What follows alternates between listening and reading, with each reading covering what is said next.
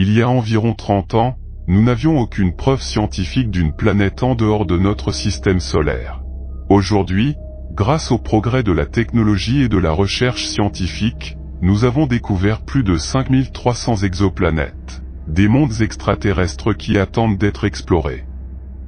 Au début, ces découvertes concernaient principalement des géantes gazeuses, mais à mesure que nos capacités se sont développées, nous avons commencé à découvrir de plus petites exoplanètes semblables à la Terre.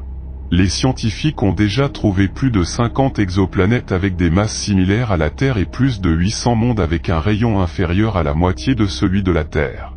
Nous ne connaissons pas beaucoup de planètes de ce type qui orbitent dans la zone habitable de leurs étoiles mères, où les conditions sont idéales pour soutenir la vie. Mais cela commence déjà à changer.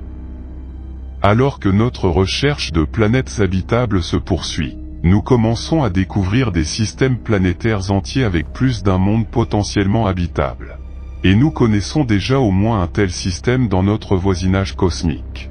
Notre galaxie, la Voie lactée, possède de nombreux systèmes compacts centrés autour d'étoiles similaires à notre Soleil. Cependant, les planètes en orbite à proximité de ces étoiles sont souvent trop chaudes et donc inaptes à la vie. Mais lorsqu'il s'agit d'étoiles plus froides et plus sombres, la zone habitable autour de ces étoiles est beaucoup plus proche. Il s'agit de Gliese 667 GJ 667, un système stellaire triple situé dans la constellation du Scorpion, à environ 23 années-lumière de la Terre.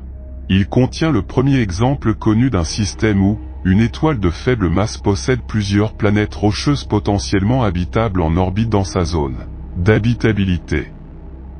Semblable à Alpha Centauri, le système a 3 étoiles.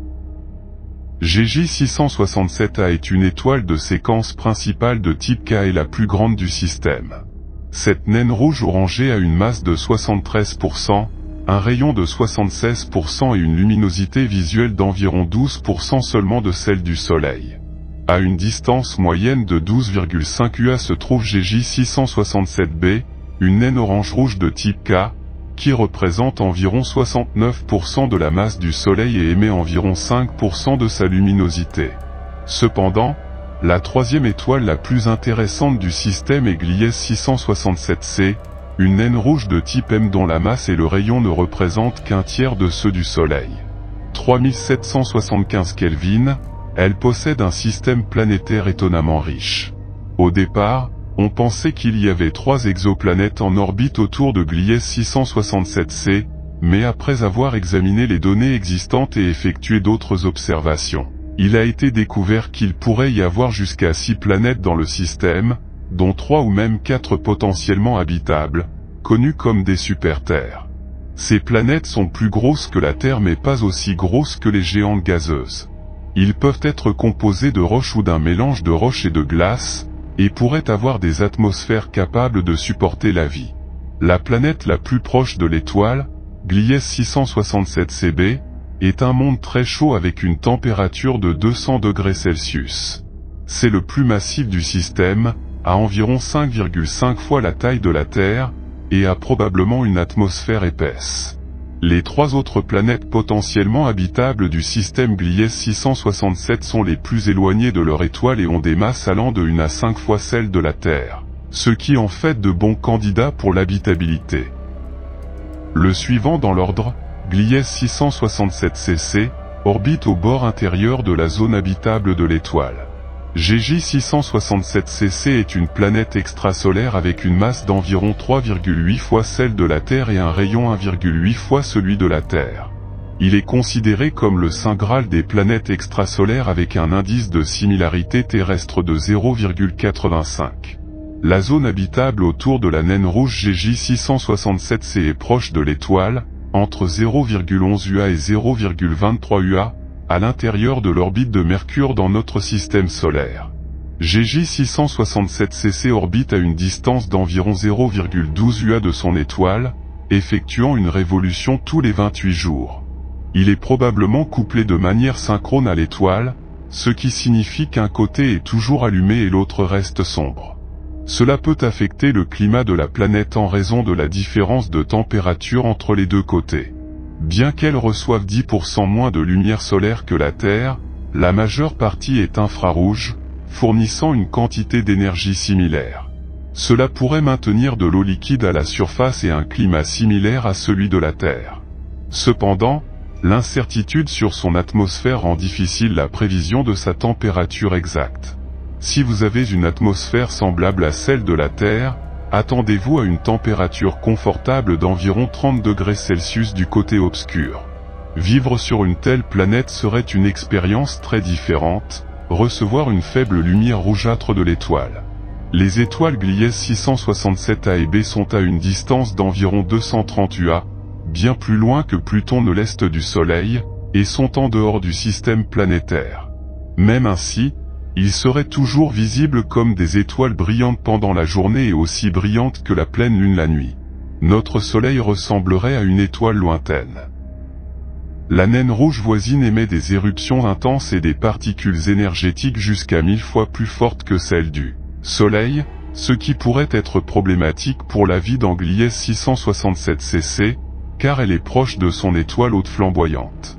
Le magnétisme de la naine rouge peut provoquer des taches stellaires qui réduiraient la production d'énergie de l'étoile jusqu'à 40% pendant des mois, ce qui, combiné au manque d'émission de lumière ultraviolette, serait un autre obstacle à la formation de la vie.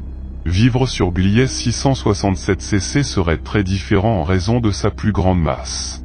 L'accélération gravitationnelle à sa surface serait jusqu'à 60% supérieure à celle sur Terre, ce qui signifie qu'une personne qui pèse 75 kg sur Terre pèserait environ 120 kg sur Gliese 667 CC.